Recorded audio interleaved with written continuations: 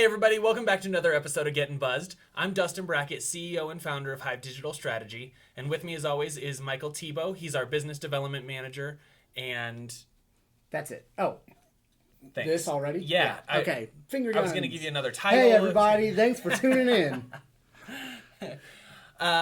So it's a holiday episode. We're ready for some time off. I know I am. So might be a little bit slap happy, and that's fine. I want to give fair warning. Typically, we do this dogs out of office. Today, the dogs are in the office, and so if you see any puppies jump up or hear any barking, fair warning.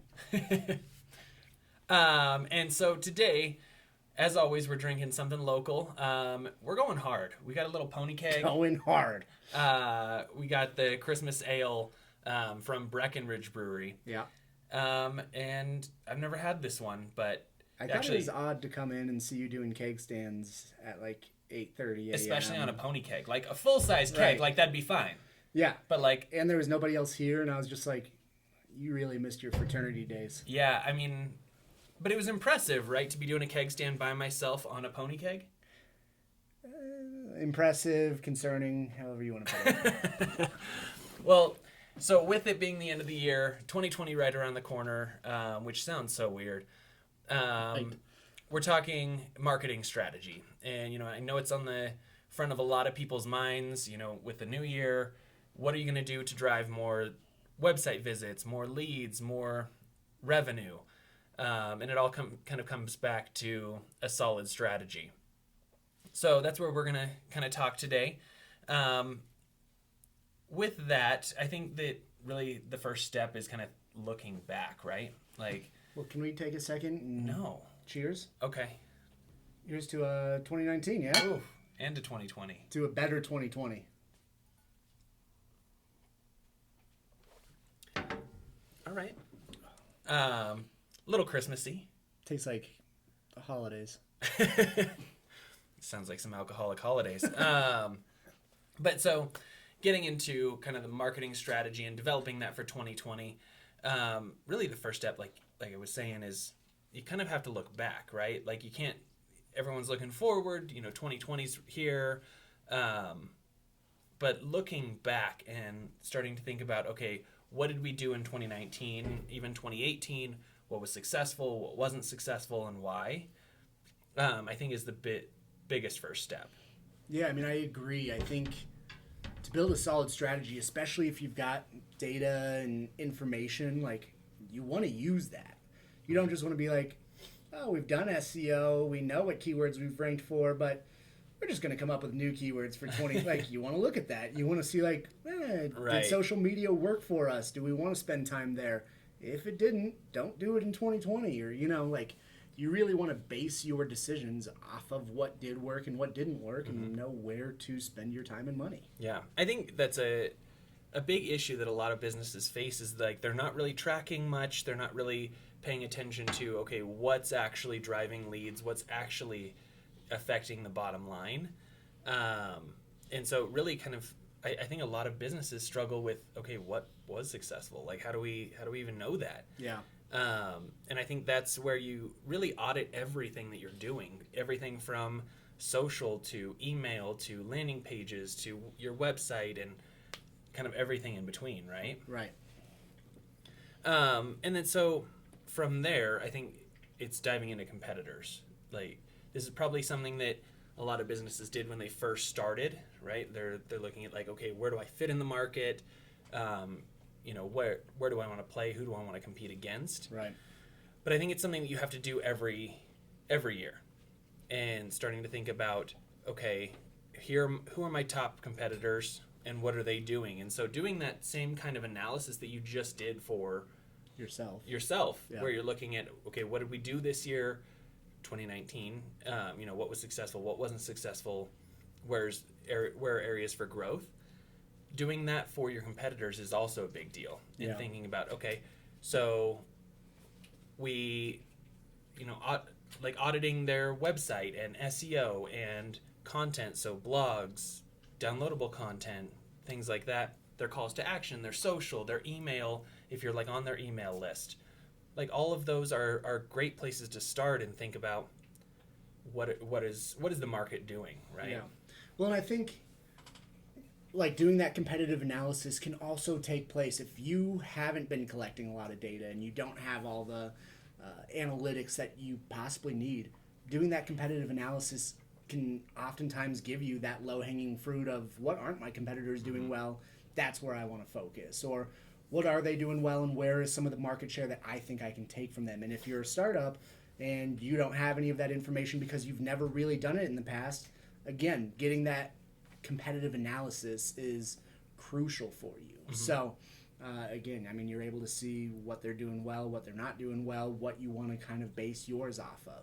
And it's a little bit different, right? I think most businesses think of a competitive analysis as of like, how do our products stack up against their products, or how does our service compare to theirs? Like, we're looking at like, how well are they marketing, right? What are they doing? What kind of content are they putting out? How are they attracting people? Right. And there are plenty of tools out there to even do a little bit of spying as far as like, hey, are they running a pay-per-click campaign? Which keywords are they trying to buy? Yeah. You know, what is their SEO score? You know, how is their website doing? Things like that, you know, we don't, at this point, we don't really care what their products are. We don't really care what they do. It's, hey, we know they're a competitor. Here's what they're doing from a marketing standpoint. Yeah. Yeah, and one thing I also want to harp on is, you know, you've mentioned a couple times that we're in the end of 2019. It's December heading into January 2020, and people are coming up with their marketing strategy, but by no means does this always have to be an end-of-year thing. Like Storytime for us specifically, we had a pretty rough Q1 and Q2 and had to sit down at the end of June last year and be like, what are we doing wrong? Why are we not reaching our target personas, whether it be with our own marketing, our sales outreach, things like that. And we were able to change that completely by looking at what we had done for those last 6 months, change it, and we ended up having a great Q3 and Q4 because we did kind of that revision and looked back at what were we doing that wasn't working and how do we stop doing that and really focus on different tactics. Right. So obviously a lot of people focus on building that strategy at the end of the year, at the end of the fiscal year, whenever it's important for you. But this can be done at any time realistically. And so if you're struggling with your marketing or your sales or conversions or whatever it is, this can happen in March, June, August, you name it.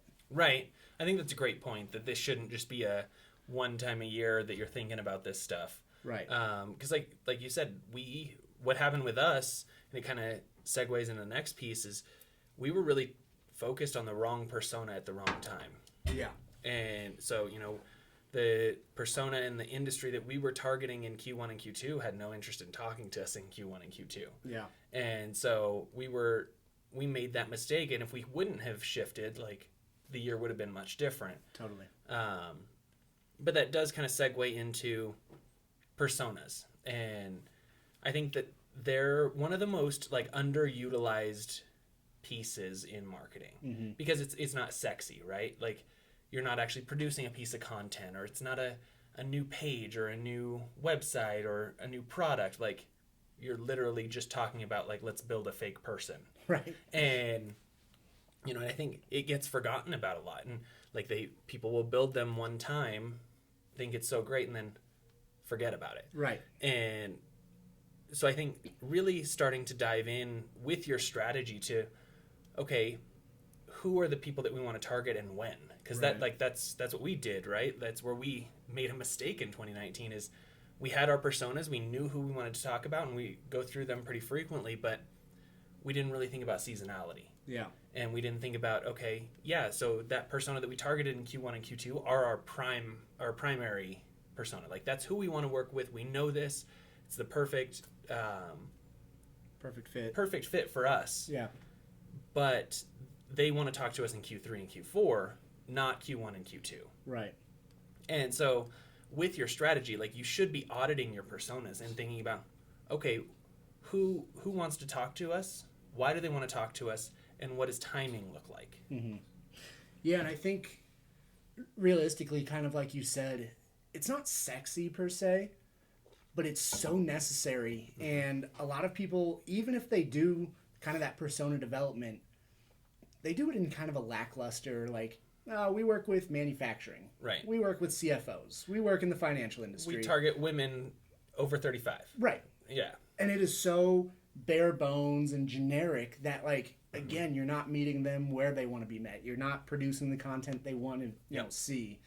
And those are such crucial things that the more you delve deep and get into the nitty gritty, that's when you really start to see the results. And when you do anything lackluster, right, you can't expect to see great results. Sure. Yeah, I mean, you have to think about what they actually care about. Yeah. Because they don't care about you. Right. Well, that's rude, but yeah. Especially Michael. They especially do not care about Michael. But I mean, like, in all honesty, like, if they don't know who you are, they haven't done business with you before, like, they don't care. Right. It's all about what's in it for me and how are you going to position your product, your service, your solution for them and speak to them in a way that they want to be spoken to and talk about features that they want to hear about and produce content that they want to read or view or listen to. Mm-hmm. Yeah. So I think that's huge. And then kind of the sexy part, right, is content. Oh, yeah. Like, Woo! yeah, it's getting hot in here.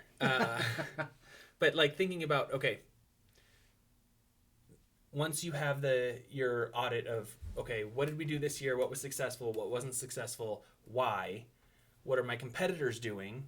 And here are the personas that we want to target. Then you get into a content plan. Yeah. And that should be, it's going to look different for every company. But thinking it through of like, my personas want to be reached in this way. They want to consume my content this way. That should be huge. That should be the only thing you're focused on here. Right. Is what content are we missing? Where does it fit in a funnel? Sorry, HubSpot, we haven't really gone with the flywheel thing yet. And, you know, who cares? And so really kind of mapping out your content calendar. And it doesn't have to be for a full year, and honestly, it probably shouldn't be. Right. Because if you're planning content now for November of 2020, you're probably going to make a mistake. Totally. Things are going to change. They have to. But thinking even through, hey, the first quarter of 2020, here's what the content's going to look like, and do a new 90-day sprint with your content every couple months, right?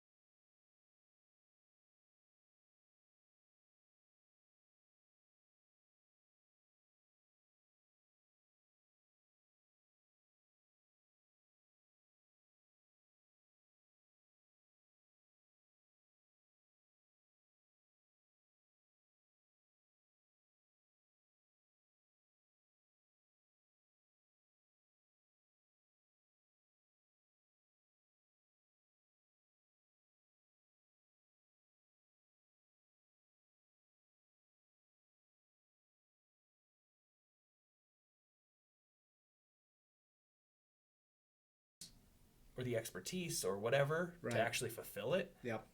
then it's just a document, right? Great plan with nothing happening to it. Right. Yeah. And so just thinking through, like, okay, who's going to write each piece? Who's going to publish each piece? Who's editing? You know, and that goes for everything. So, like, who's doing your social media posts? Who is handling your advertising? Who is writing your blog posts? Who's editing those blog posts? Who's posting them? Right. Like, those are all huge pieces to think through, because you can sit down with a calendar and put 1 million pieces of content in for January, and it looks so great, and oh my God, we're going to have so many people coming to our website and downloading stuff, and most businesses probably don't have that bandwidth. Right.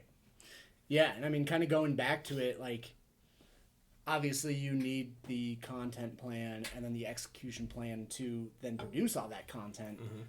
But I think going back to the data and analytics, you should also have somebody who's monitoring, like, what is working, so that you don't have to have Sure. this giant stress next December, like, what's our plan? Let's go through all these data and analytics and statistics for the last 12 months.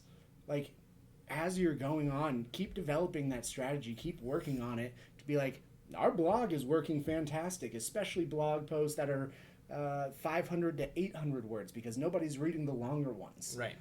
Or vice versa, or nobody's going to our blog, but they are watching our videos that we're producing, Yep. or our social media is like whatever it is.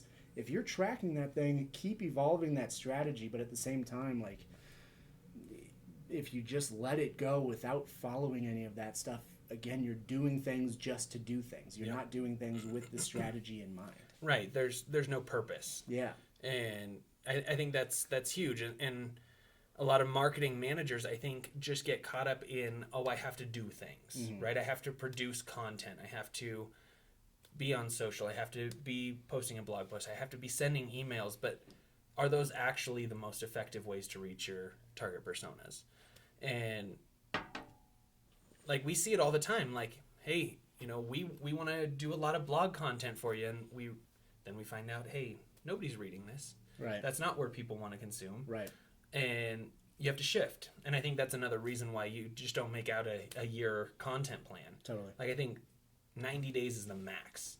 Like, even going half a year, like, you're going to make mistakes. You're going to put out content that's not right. Yeah, and I mean, I would say, like, you can say, hey, this persona doesn't kick up until Q3. That's when things get really important for them. That's when their buying cycle is, or whatever it is that's important to them. So, yeah, we're going to start to think about some blogs in June, so we'll kind of ticket that or, bookmark that, July I guess. is Q3. But Yeah, but you're planning in June. Sure, okay. Sure. I mean, if you're doing things at the start of Q3, you're behind. Sure, fair. No, and so you kind of bookmark things, but then you're not producing content. You're not doing things until then. So again, you have that strategy, and it could change, it could evolve, but that's kind of on the back burner for the time. So you're still doing what's important in Q1 and then Q2, but you have that strategy for the year in kind of place. Right. I think this is all, like, super important for a successful 2020. Like, if you're not doing these things and you're just kind of winging it and just kind of throwing stuff against a wall and hoping something sticks, like, those days are kind of gone, right? Like, people are not looking for a spray and pray kind of marketing plan. Like, consumers aren't. Right. They can feel that. Yeah. Like, they want a personalized plan or personalized content, and they want to feel like they're important to you. Right. And so if you're just, hey, we're just gonna throw a bunch of stuff out there and hope we get a bite, like, that's a problem. Yeah. And hopefully there aren't too many people watching that, like, are thinking that's a good idea, because it's not. Right. So what can people? I mean, there are a lot of marketing teams of one. Like, we see it all the time, right? That, even bigger companies will come to us and they're like, hey, yeah, we're like, what does your marketing team look like? And they're like, you're looking at it. Yeah, hey, how's it going? Yeah. And so they may not have, like, the full bandwidth to do all of this stuff, but they know they need it. Like, what resources are there? What can they do? Yeah, I mean, I think beyond looking outside of the resources that are obvious, right? You can hire, you can work with contractors, you can work with an agency, but I think the biggest time suck is really developing that strategy, looking back through the analytics, looking at your competition, developing your content plan, developing the execution plan. And that's one of the biggest things that I think I may be overstepping, but that's something that we offer that our current clients and customers seem to love is we offer a growth plan that dives deep into all of those pieces, does a little bit more than what we just described. But that's one of the big things, that if you're worried about your strategy or your plan, and I'm probably coming at this from the sales guy perspective, but, like, to me, people love that, and it helps businesses so much. And if you can then execute upon it, or you've got a team of 6 to do this and that and this, we're out of the picture. But developing that strategy and going through all the past and stuff like that, that's something that we've done for so many clients and helped with moving forward. And so if you are looking into that strategy piece but not sure where to start or need a little bit of help, reach out to us. We can certainly help. That's all I've got to say about that. Yeah, no, I think it's just, it's one of those pieces that's so important that you have that strategy dialed in and you understand like where you fit and who your consumers are, what your competition is doing, what content needs to be put out and when, and for who, and in what stage of the funnel, right? Like there's so many things to consider with even one piece of content. So no, I think that's great. Like we do a ton of growth plans. I'll put the link to our growth plan page down below. But there's a ton that can be done with that, and it is a hefty document, right? It's 30 to 40 plus pages. We've had them up to 80 pages, right? Just depending on how in depth we're going, how big the company is. There's a lot. Yeah, there's a lot of content. One thing we forgot to mention that I think is super important is also looking back through your tech stack. There can be so much wasted money, wasted dollars. Or missing, or gaps, right? Yeah. Hey, there's a simple tool that we can add in here to really make our life more efficient. I'm a team of one. If I just pay an extra $50 a month, I'm getting so much more out of this, or whatever it might be. So by auditing your tech stack a little bit and recognizing, I don't need to be paying $1,000 a month for this piece of software, or I can get something similar for $50. Yep. That can we just kind of went through that, right? So much, yeah. Yeah, we just kind of went through that. It's my fault. I'm guilty of just being the guy that signs up for any cool, shiny new software. I kind of nerd out over all of that and just if you're a software company, call this guy. if it sounds cool and it looks like it does something that I need, I'm all in.